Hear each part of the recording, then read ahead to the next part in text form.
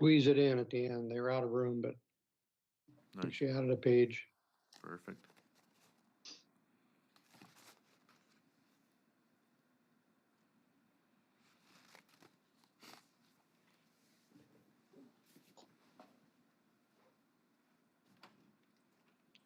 Okay, well, not quite. There we are. Okay, well, welcome everybody. I believe we have a quorum. I don't know if, oh, there's Nova. Morning, Nova. So, Morning. since we have everybody here, let's call this Electoral Area Services Committee of Wednesday, March 16th to order. We have confirmation of quorum and Move adoption of the Call to order. public agenda. Second. moved and seconded. Any additions, discussion, whatever? Okay. Anyone opposed to that? Done. Petitions and delegations, we have none. Adoption of previous meeting minutes. Are there any Adoption. corrections? Second. Moved and seconded. Anyone opposed? Carried. Any business arising? Public considerations, there are none. That moves us on to item H, which is the notice of motion, long-range planning documents. It's been moved by Director Anderson. We have a seconder.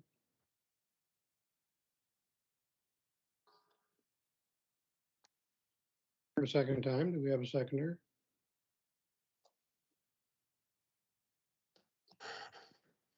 Hearing none, it dies. What a progressive bunch. Aye. Pardon me. I said, what a progressive Sorry. bunch. Okay, we'll move on to chair's reports. Ground line acquisition request, Blinken Park. There's a item there that I have added. And it's self-explanatory. At the February 23rd board meeting, the topic of applying for additional lands at Blinken Park on Padre Island was on the agenda as follows, and then I just copied the recommendation right out of the minutes. And I mentioned that the district manager, who I named as Rory Annette at that time, was part of that application process and denial. Well, first of all, Rory was not the district manager at that time. That came a number of years later. He was some sort of planning member of the Forest Service, and he had nothing to do with the denial. So I was speaking from memory of a 10-year-old file, and I got it wrong. And I'm glad to admit that I got it wrong. So I'd like to formally apologize publicly to Rory Annette for any undue stress, personally or professionally, that this may have caused him due to my incorrect comments. So thank you. Move receipt. Any comments? Second. Okay, moved and seconded. And I assume that's also recorded. Audio recorded, I meant. Okay, we move on to staff reports. Item J, item 1, development permit application, Du Young Park. Move The receipt. report from the CA we received. Second. Moved and seconded. Thank you very much.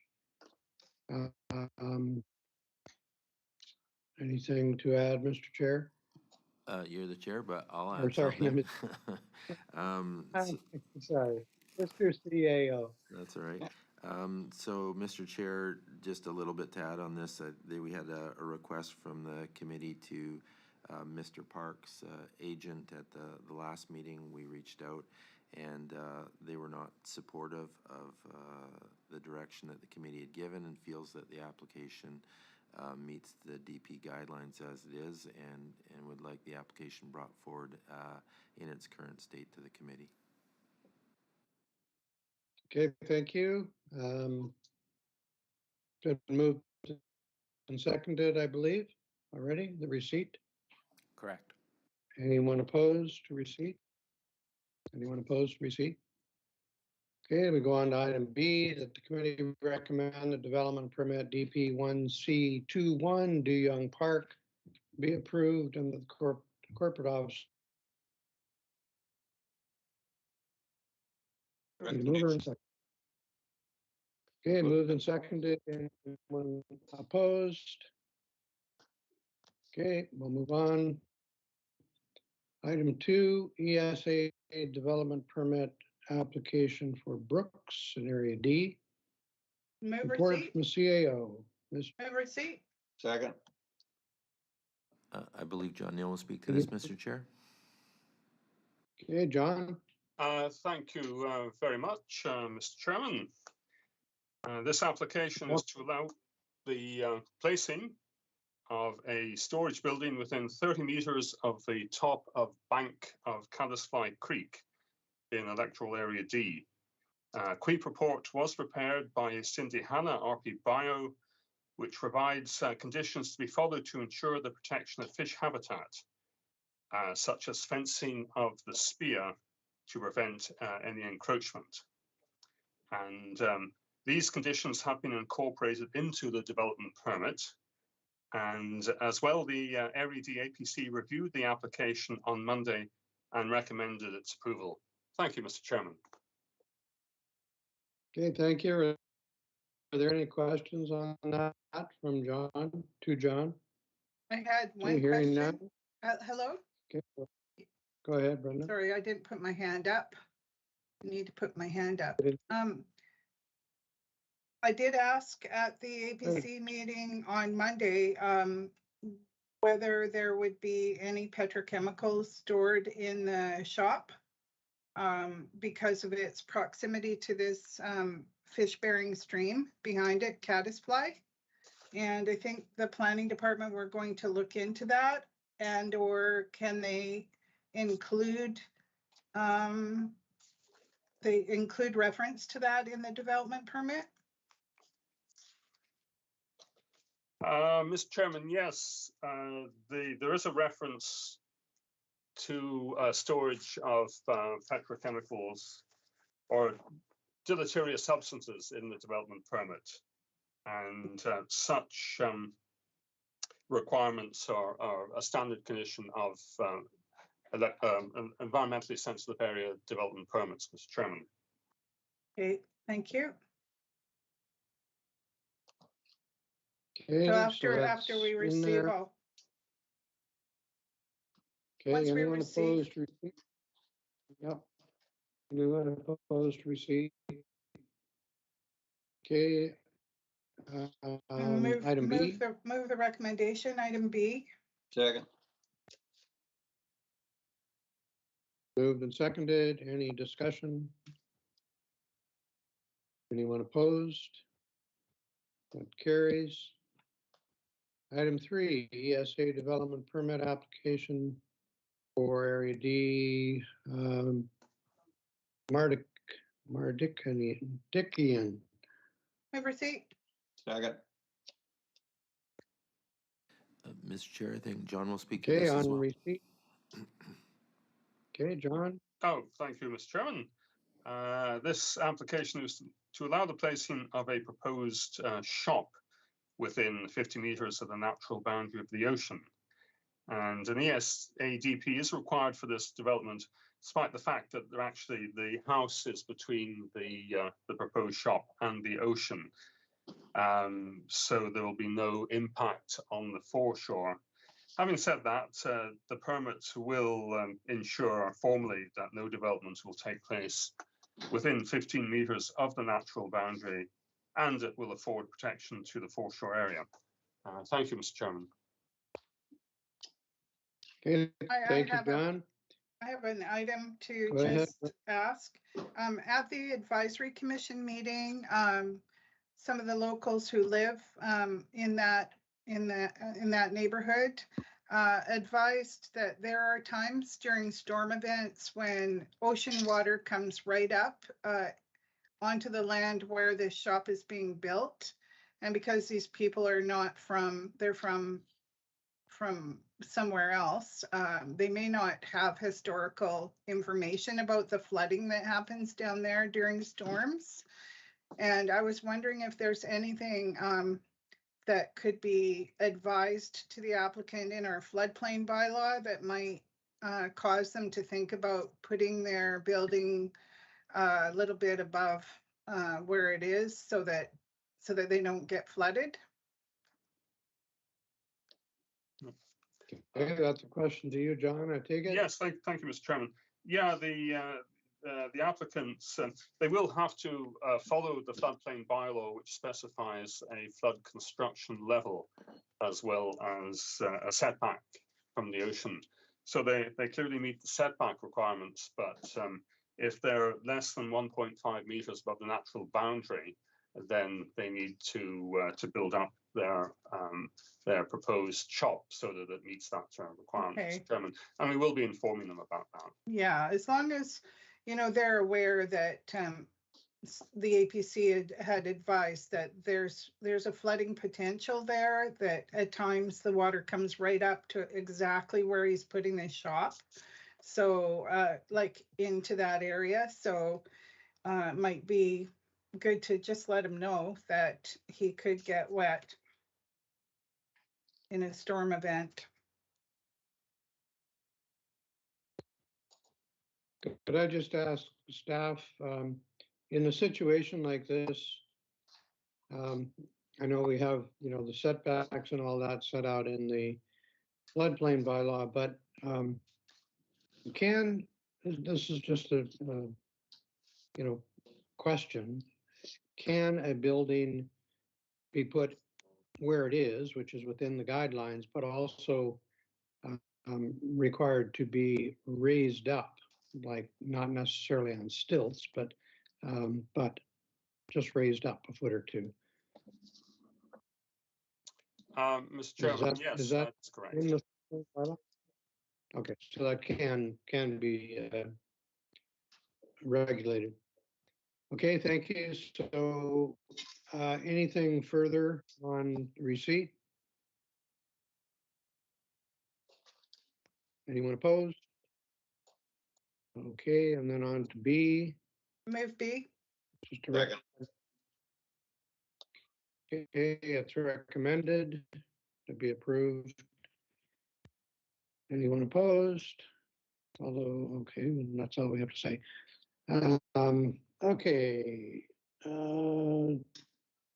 Item 4, development variance permit application, area D again, bridges. Let the report from the CAO be Move received. receipt. Move receipt. You still have your hand up, Brenda. Oh, sorry. Okay. I believe John will speak to this as well, Mr. Chair. Okay, John, this is your meeting. Yeah, Go for it. A lot this morning. Thank you. This application is to allow the proposed construction of a 146 square meter shop, which will be 7.25 meters in height, which is 1.25 meters higher than the maximum allowed for an accessory building. And this is to accommodate the storage of a boat. And the height variance is required to allow the structure to match the appearance of other structures in the neighborhood. So it won't be required, for example, to have a flat roof. And it will be placed well back in the rear of the property and visible only to one neighbor to the immediate south. As part of the application process, 7 neighbors surrounding the property were notified by letter. And on Monday, I did receive a phone inquiry from one of those neighbors seeking clarification. The proposal was also presented to the Area D APC on Monday evening, and the recommendation made that the proposal be supported. And I believe the applicant is in the audience here at the boardroom, Mr. Chairman. Thank you. Okay, on receipt. Thank you, Anyone Mr. Chair. opposed? Uh, Okay, Brenda, go ahead. Okay, Sorry. and yes, the applicant came to the APC meeting as well, and he let the APC know that he was going to canvass his neighbors that had been received the mail out to just find out, you know, what their opinion was on the application, and I'm asking if we could perhaps hear from him as to the results of his canvass, to see whether the neighborhood are okay with this 1.25 meter overheight. So So, if the applicant is able to do that. so Mr. Chair, the applicant is here, and if you wish, he can certainly speak. Yes, I would like to How hear about from him. if I just say this? How about if I just say this? If the applicant has any information that is contrary to the granting of the permit, you should speak to that. The rest of it, we don't really need to hear. So since he did not come on as a delegation, I would appreciate it if it was just kept very short and only if there are people that were opposed. So, Mr. Applicant, you're on. Hello, good morning, guys. I was able to talk to 4 out of the 7 people that received the letter. I was working quite late, so I didn't want to disturb people, and some people weren't home. But so far, there was significant support of it, and the people that phoned in, and there were some emails from my neighbors directly on both sides of me, and no one seemed opposed that I spoke with so far. Thank you so much. Great. Thank you. Thank you for that information. That's helpful. Okay. So have we finished receipt? Mr. Tom? Chairman, you're still on receipt. Okay. It's been moved and seconded. Anyone opposed to receipt? Brenda, your hand's still up. Great. No one opposed. Okay, it's been received. So now Move that B. move that the development permit be approved. Second. Moved and seconded. Any discussion? Anyone opposed? That's carried. Okay, license of occupation beach access renewal for Cortez Island. GAO, report.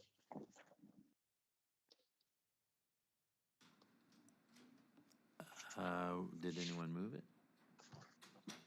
I'm Move waiting for receipt. somebody to. Second. I believe Meredith will speak to this, Mr. Chair. Okay, Meredith, welcome. Thank you through the chair. So this is a renewal of our license of occupation for 4 beach access sites on Cortez Island. So that is Hayes, Seascape, Nat, and Moon Road beach accesses. Combined, all 4 sites combined operationally cost about $1,500 to maintain. And this current license of occupation, once continued, would be for a 10-year term for a cost of $262.50. It is recommended that the renewal of the license of occupation be supported and that the corporate officer and chair be authorized to execute the document to facilitate the issuance of the license. Thank you. Okay, thank you, Meredith. Any comment on the receipt of the report? Yes, Mr. Chair. Nova? Yeah, it just has my full support. Most of these were created before I was in office, but full support, and I've added to this roster over time. They're very well used and very cost effective. Really glad we can get a 10-year lease rather than just a 5. Yeah, that's it. Thanks. Okay, thank you. Okay, so on receipt, is there anyone opposed? Seeing none. That's carried, and then we have recommendation, Move the item recommendation. B. Second. Moved and seconded. Any discussion? Excuse me. Okay, seeing none. Anyone opposed? No one opposed. That carries. Okay, then we go on to request for financial assistance area D, that a report from CAO be received. Move receipt. Second. Nothing to add, Mr. Chair, Moved from and staff? seconded, Ms. Okay. Anything from committee? Okay. Anyone opposed? That's passed. The receipt. And then we have the recommendations B1, 2. Move both recommendations, B1 and 2. Second. Any discussion? Anybody opposed? Okay, those are passed. Item 7, request for financial assistance, electoral area C. Report from the CAO for receipt. Move receipt. Second. Nothing from staff, Mr. Chair. Okay. Anyone opposed to receipt? None, that carries. So items B1 and 2. Move recommendation B1 and 2. Second. Any discussion? Is anyone opposed? Seeing none, that's carried. Item 8, economic development grant application for Quadra Circle Move receipt. Community Connection Society. Second. Receipt of the CAO's report. Nothing to add from discussion? staff? Okay, thank you. Anyone opposed? That's carried. Item Move the B, recommendation B. Second. moved and seconded. Any discussion? Anyone opposed? That's carried. Okay, bylaws. Number 458, Quadra Island rezoning, Tuxtra. Move receipt of report.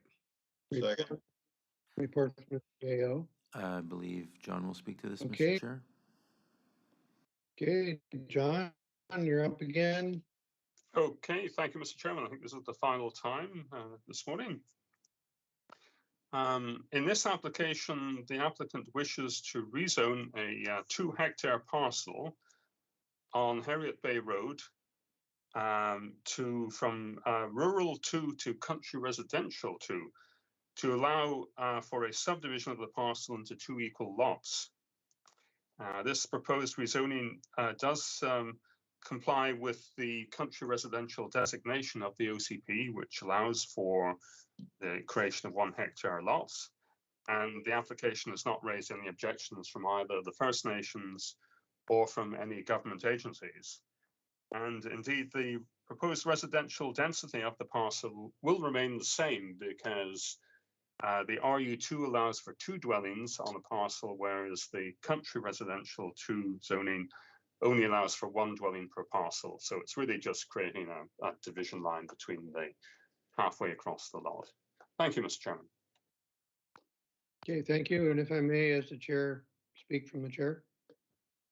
Just a question. I'm just curious, John, you would have had the discussions, I guess, Veronica. There's enough land there to just subdivide it into 2 rural 2 parcels, which would allow 1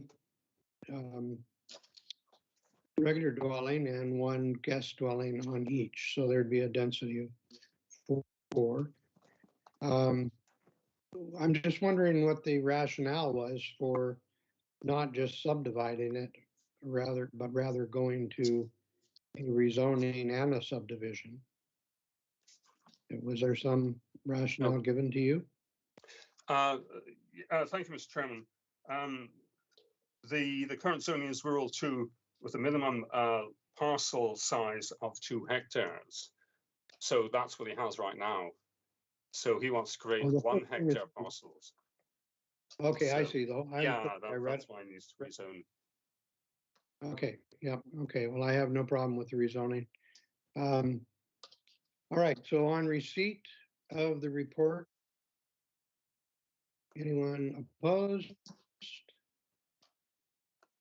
Okay, I see nothing. So that's carried. And then the committee recommend that bylaw 458 be given first and second readings. Move B. That's Second. B.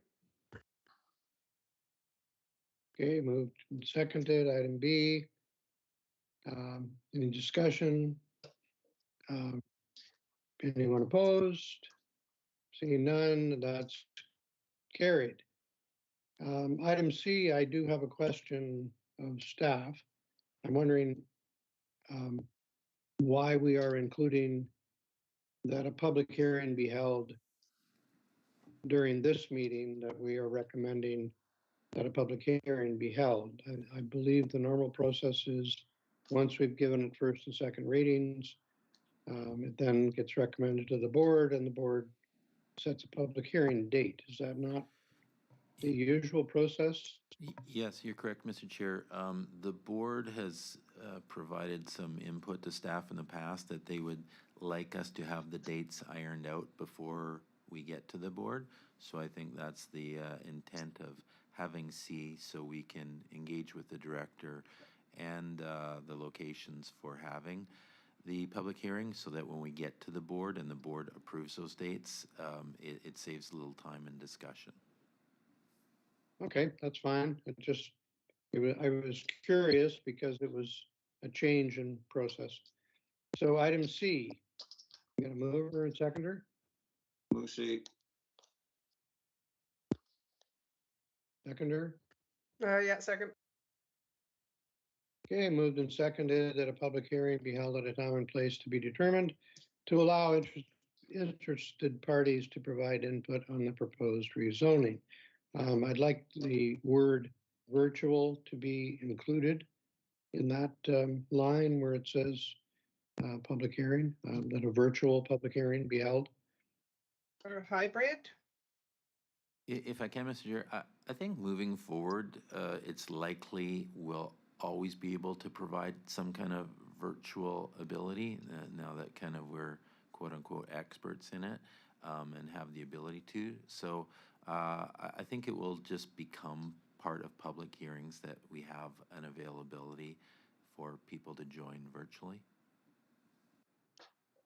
Okay, I just thought it would be clearer to people that because this is a very minor issue that's being brought forward, that it would be clear to people that it did not have to be a big deal, set up at the community hall and set dates and et cetera, that we can just do it virtually. But whatever you say, that's fine.